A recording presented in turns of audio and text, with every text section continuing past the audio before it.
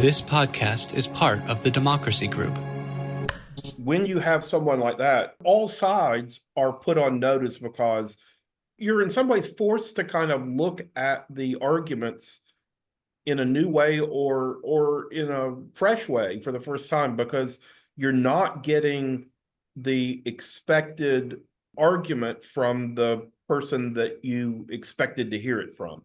And so I think it's useful for people on the left, for Democrats, to encounter conservative thought coming from a voice that they may not be as easy to ignore or dismiss. I think it's also useful oftentimes for conservative listeners to now hear arguments about race or perspectives about race that may be different from their own, to kind of now encounter someone that they feel a kinship with on kind of ideological grounds, who may point out to them, hey, some sort of assumption that you have made about race isn't actually accurate either. And so I think it's a very useful way to have conversation. The Village Square, a nervy bunch of liberals and conservatives who believe that disagreement and dialogue make for a good conversation, a good country, and a good time.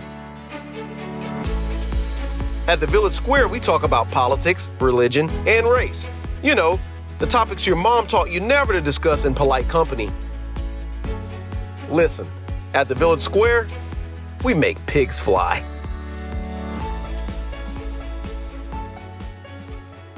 Hey folks, welcome to Village Squarecast. This is Corey Nathan. I am so glad to be back with you again. Thank you for joining us for Criss-Cross Applesauce, or how weaving complexity into gatherings does all the work for you. Village Squarecast is funded in part by the Federation of State Humanities Councils, with support from the Mellon Foundation and Florida Humanities. I'm not going to get too deep into what's to come because this conversation is at the heart of what Village Square is all about, and it gives us a good framework and helpful tools to go about this stuff in our lives and in our communities. So I'm just going to say this conversation, we are joined by Liz Joyner, our founder and CEO and my dear friend, and Bill Maddox, the former board chair of Village Square, who is the senior director of the J. Stanley Marshall Center for Education Freedom at the James Madison Institute. So enjoy this criss-crossy conversation with Liz and Bill, and I'll see you on the other side.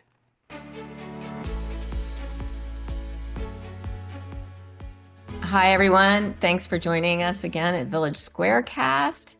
Today, our topic is criss-cross applesauce, or how weaving complexity into gatherings does all the work for you.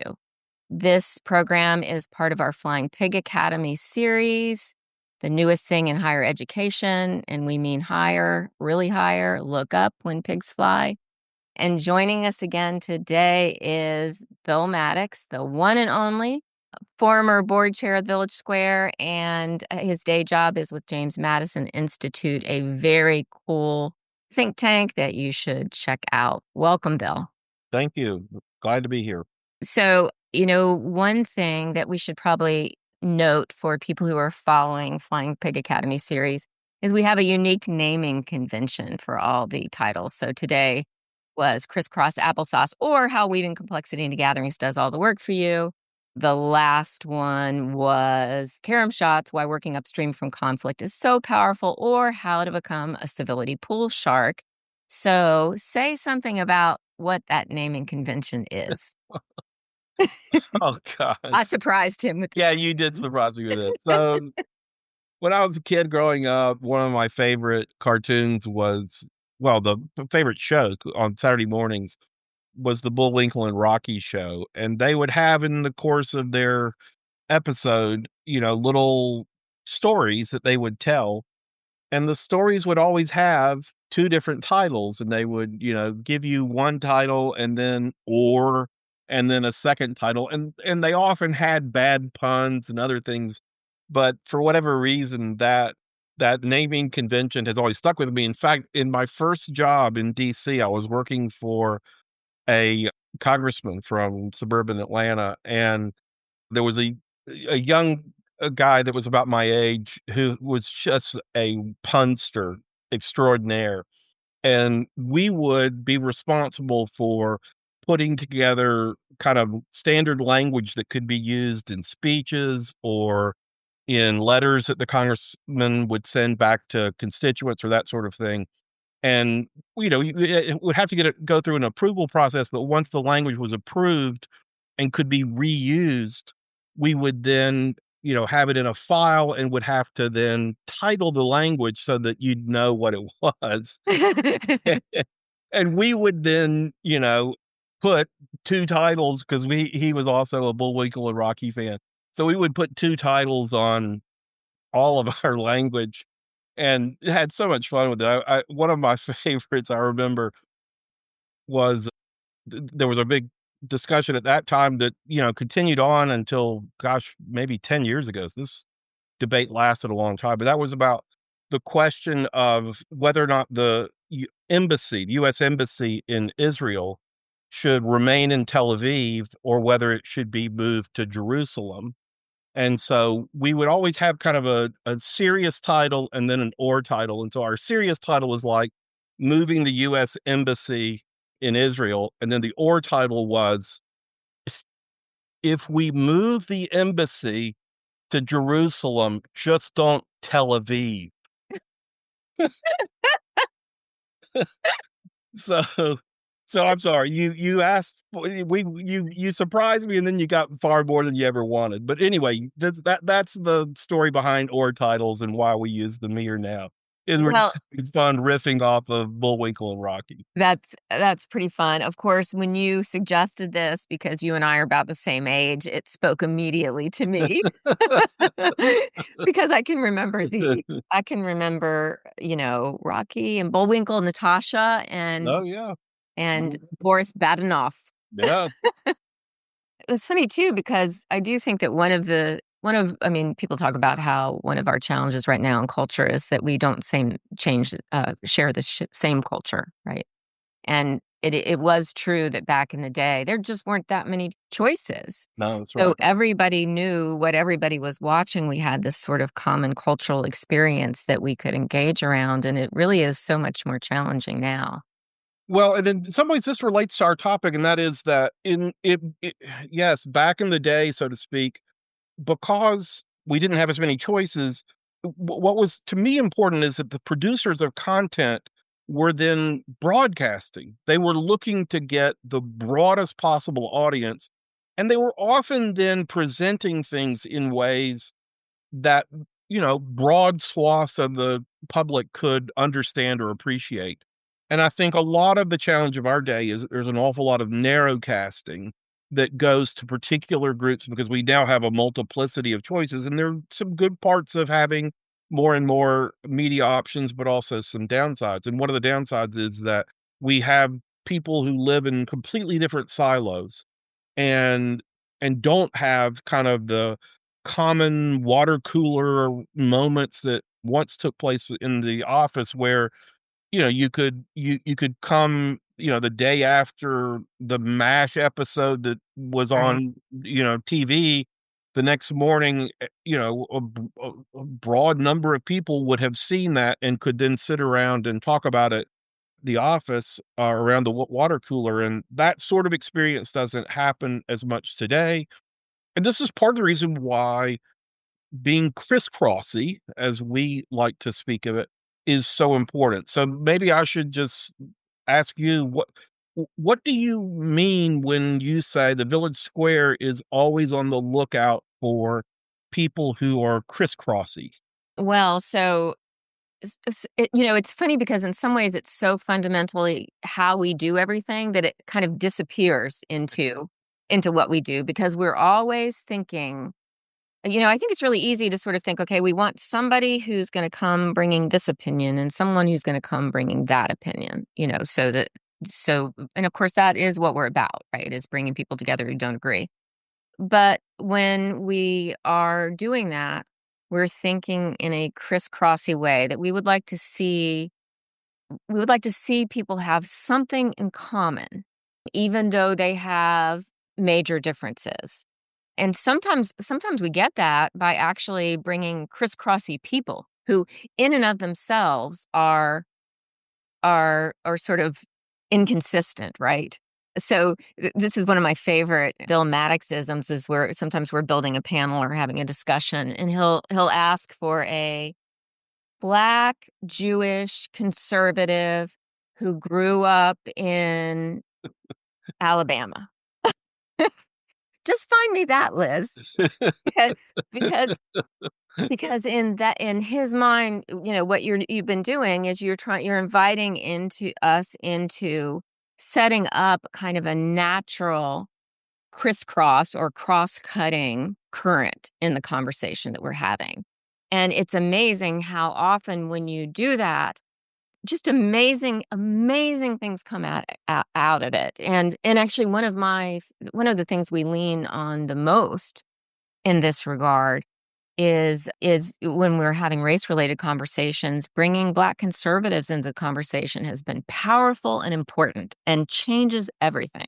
And it's not because, we're trying to advocate things that Black conservatives think or believe, but it's that criss-crossiness, that they're not in the expected groups that pull you into that magnetic division. Yeah, no, that's a great example because when you have someone like that, kind of all sides are put on notice because you're no longer you're in some ways forced to kind of look at the arguments in a new way or in a fresh way for the first time because you're not getting the expected argument from the person that you expected to hear it from. And so I think it's useful for people on the left, for Democrats to encounter conservative thought coming from a voice that they may not be as easy to kind of ignore or dismiss. I think it's also useful oftentimes for conservative listeners to now hear arguments about race or perspectives about race that may be different from their own, especially for white conservatives, obviously, to kind of now encounter someone that they feel a kinship with on kind of ideological grounds, who may kind of point out to them, hey, some sort of assumption that you have made about race isn't actually accurate either. And so I think it's a very useful way to have conversation. And it's also a very useful way to build panels and discussions because we've often found that the people who are best able to understand and appreciate the work of the Village Square are often people who are themselves criss-crossy.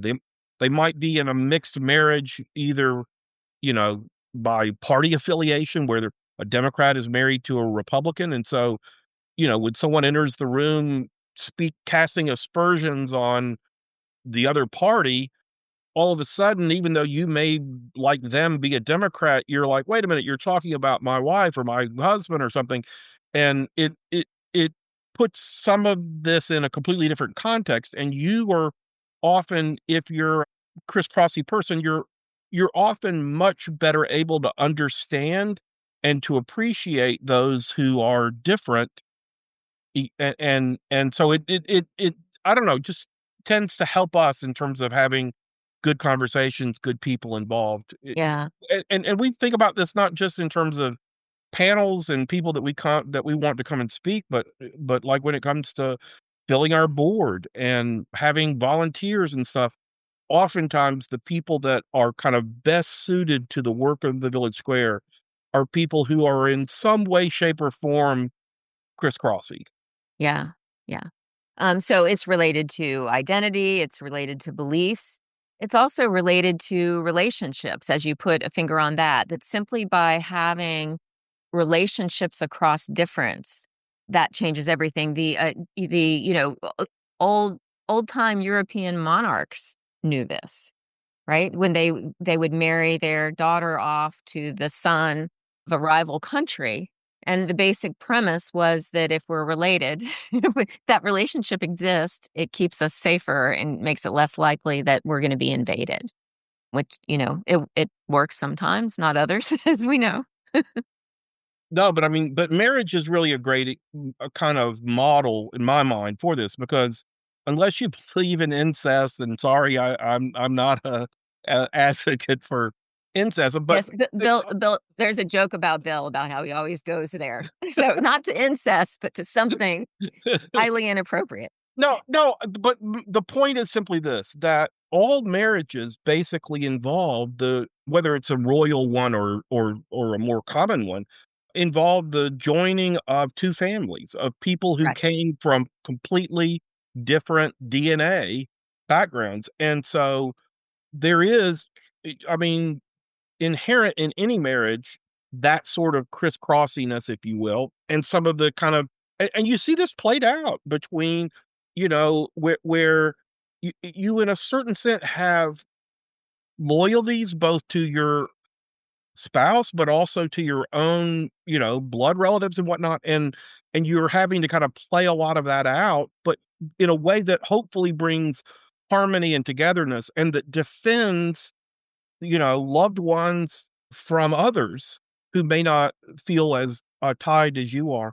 And so, yeah, it's very common for us to find people who are in mixed marriages either because of party affiliation or because of religious background or because of college football loyalties. The Seminole married to a Gator is often in its own strange way a kind of useful sort of thing, especially in a town like ours that loves college football, where the rivalries are so great. Obviously, mixed race marriages are often very constructive when we come to some of the topics around race and whatnot.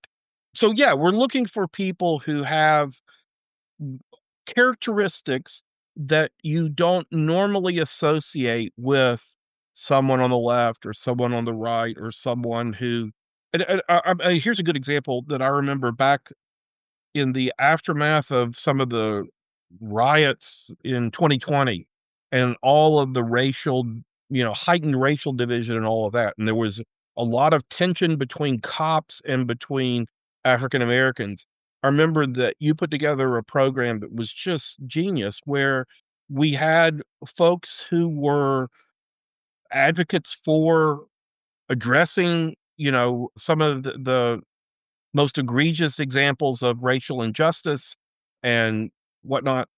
And then to represent kind of the cops, you found, some African American people in law enforcement who were in leadership roles in our community to kind of present a law enforcement perspective. And I think it was much more likely to be heard Mhm. coming from a criss-crossy voice like that than it might have been if it had been, someone who looked very different. So anyway, it's a subtle thing. It's in one sense an obvious sort of thing, perhaps, especially when you see it and you're like, oh well, duh, yeah, that makes a lot of sense.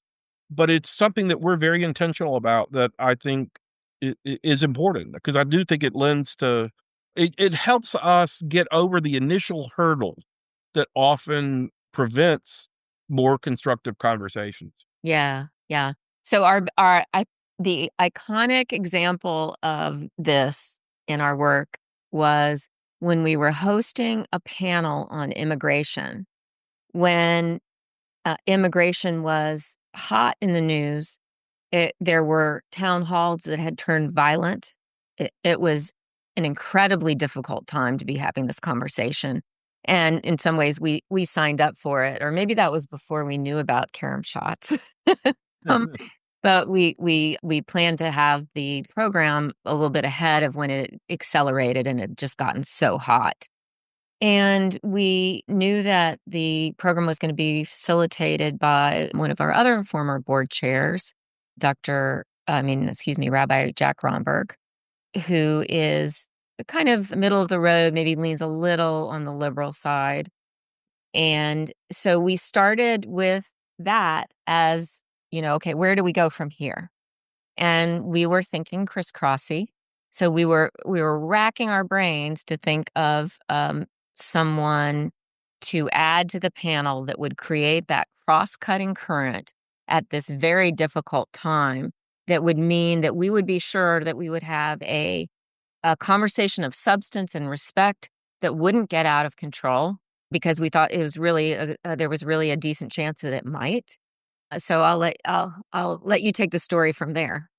Yeah, so as Rabbi Romberg kind of went about the business of trying to put together ideas and names, one of the guys that he thought about was someone that played in his fantasy baseball league, who was a card-carrying Republican attorney who, as I recall, was the general counsel for Senator Marco Rubio.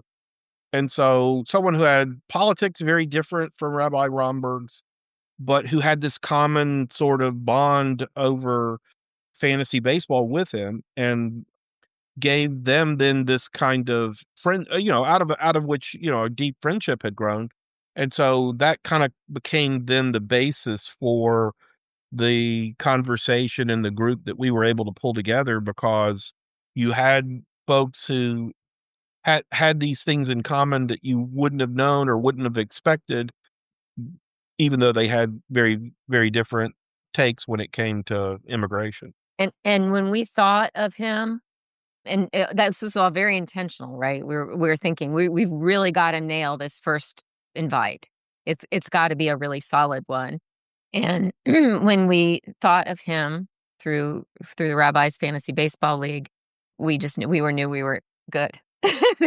we were not going to have any problems with that conversation, and we didn't.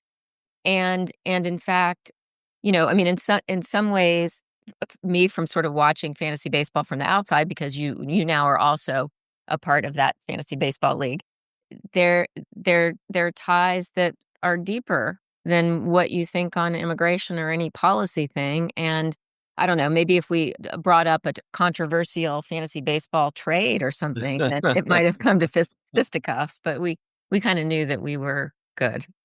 Yeah, one of my favorite examples of this was, as I recall, a conversation that was around interracial adoption and interracial marriage.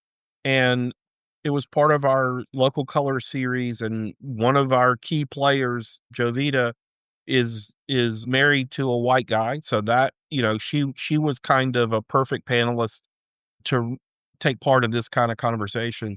But I'll never forget that she drew in this white conservative church-going guy that at the time I think was working for the local radio personality who's kind of known as a conservative firebrand. And lo and behold, he had one, or I think maybe even two, African American children that he had adopted. He and his wife had adopted. And so it was one of those kind of conversations where he was able to kind of break some stereotypes that people might have, and to offer a perspective that might have been unexpected, that I think was really useful.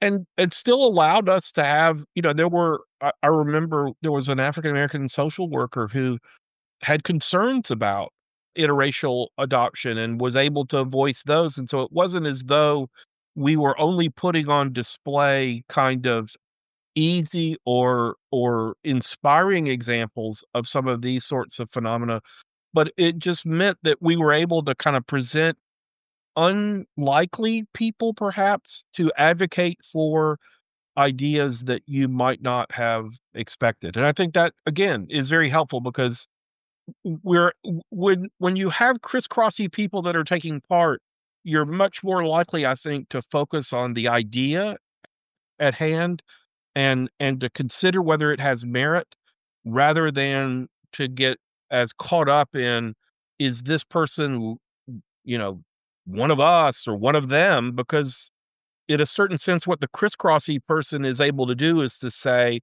you know, maybe the tribe that you're a part of, I share some things in common with, but not all things. And maybe the tribe that you're fighting against, I share some things in common and not all things. And it makes then for a conversation that can go somewhere sometimes, rather than everybody kind of retreating to their foxholes and lobbing grenades across the way. Yeah, I remember that program so vividly. The Color of Love is what we called it. Hmm. And it's hard to convey, but there was just a beautiful conversation where you could see that Eric was really struggling. The dad of the black kids was the white dad of the black kids was really struggling with something, and you could just see his humanity and his beautiful intention.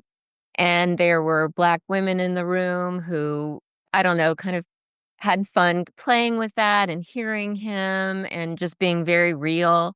It was really beautiful. And the truth is, again, that was an example of how, if you do that work ahead of time, if you do the crisscross applesauce ahead of time, things very often unfold in a beautiful, meaningful way that moves the hearts of all the people who've experienced it, including the panelists who are participating in it.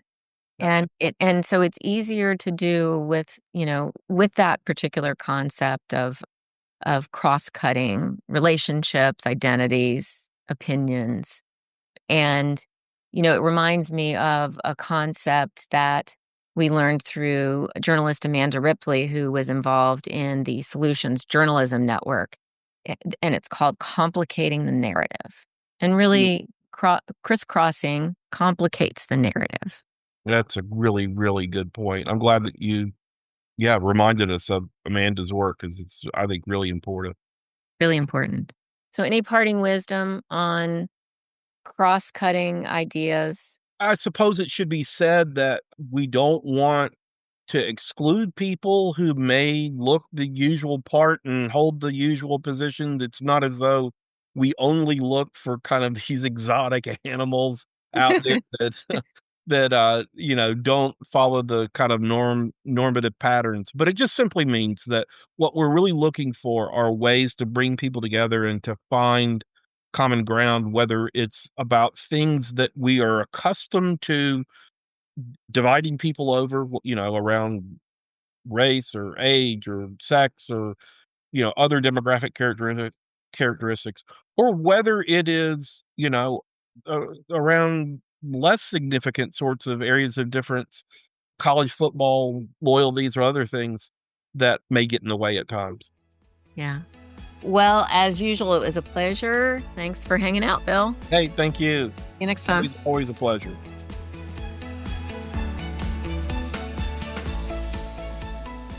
All right. Well, this is Corey Nathan back here with you. And I mentioned at the beginning that this criss-crossy conversation thing, really good tool, really good mindset to enter into conversations. And for my money, it is simple yet profound. And it's a way to get right at the heart of what I believe and many believe are some of the heaviest burdens that are ailing our culture right now. So I'll give you a personal example. My kids went to a private Christian school for the better part of 9 or 10 years. And a lot of folks that went there were very conservative in their leanings. I'm not even talking about conservative theologically, given that it was a Christian school. I'm talking about conservative politically and socially. And there were times when we, as a school community, got together, whether it was functions or a guest speaker or any number of other events, when someone would come to the front, or even a newsletter that was sent out to the entire school community, and they were talking about the left, because like I said, a lot of the folks who ran the school, who were on the board, leaders, they were conservative in their leaning, and that's neither here nor there for the purposes of this conversation. But just to illustrate it, what I found was that they would talk about the left as if it was this alien group, some outside group. And I thought to myself, this is a big school. There's hundreds of kids and families that are represented by this school. And there are probably folks who maybe lean left in their politics or are pretty far left in their politics. In my case, I'm more centrist personally, but that's a different conversation. But the fact is, I grew up in a family that is pretty far left. So a lot of times I would read a newsletter, or I would hear somebody speaking from at a community gathering, a school community gathering, and I would be thinking, man, they're talking about the left as if we're all in this, club together of people who hated the left, right?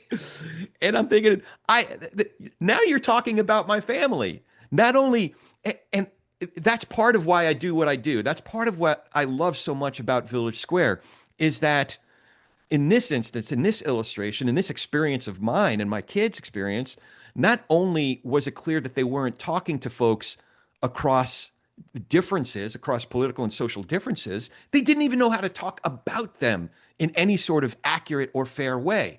And frankly, it was very alienating for me. It was one of the biggest reasons, again, this is just my own personal experience, why we ended up leaving that school. We signed up for one thing, and it became primarily a different thing. So that's just my experience, but it speaks to why these criss-crossy conversations are so important. I felt in that instance, I felt that if folks would have conversations outside of a particular bubble, and whether you're right or left or somewhere in between, far right, far, wherever, that's not the point. The point is to have conversations with folks that maybe you're talking about them. Maybe you're already talking to one of them, by the way. Maybe they're in that room with you and you don't even know it because you haven't asked the question. You haven't gotten to know them per se. But if you're mindful and you purposefully seek out conversations and relationships with one of quote unquote them, that's a really important criss-crossy conversation to have. Those are great, healthy relationships to have. Because I can tell you in that situation where my kids were going to school, they had no idea what they were talking about. When it came out in a newsletter or from someone speaking from the stage in front of the whole community, it was clear that they only spoke from a perspective of generalizations and mischaracterizations and oftentimes vilifications. Whereas if they did have a criss-crossy conversation, they would get to know human beings and make those connections. And they would be deprived, in a good way, of the two-dimensional caricatures that they used as proxies for quote-unquote them. So yeah, all that to say, get into criss-crossy conversations and develop criss-crossy relationships. It serves all of our purposes, and it makes this country a better place when it was meant to be. So I'll just leave it at that. I feel like I was now in the pulpit preaching, but hopefully you're bearing with me and you're kind of jiving with the point that I'm trying to make. So with that, I'll just close out today. Please consider joining our members and supporting this program. You can become a member for just $7 a month or $76 a year, and your business can join for $250. Go to villagesquare.us/donate. That's villagesquare.us/donate to join today. While you're there, sign up for Village Square's newsletter to stay up to date with everything happening at the Village Square. Go to villagesquare.us, scroll to the bottom for the sign-up box. It also pops up right when you go to the website, so it's really easy to sign up for that. Village Square is funded in part by the Federation of State Humanities Councils with support from the Mellon Foundation and Florida Humanities. Any views, findings, conclusions, or recommendations expressed in this program do not necessarily represent those of Florida Humanities. Learn more about Florida Humanities online at floridahumanities.org. We appreciate you listening to Criss-Cross Applesauce, or how weaving complexity into gatherings does all the work for you. Until next time, we challenge you to reach out with an open heart and mind to someone who doesn't look or think like you. It changes everything. We'll talk to you soon, and thanks so much for listening to Village Squarecast.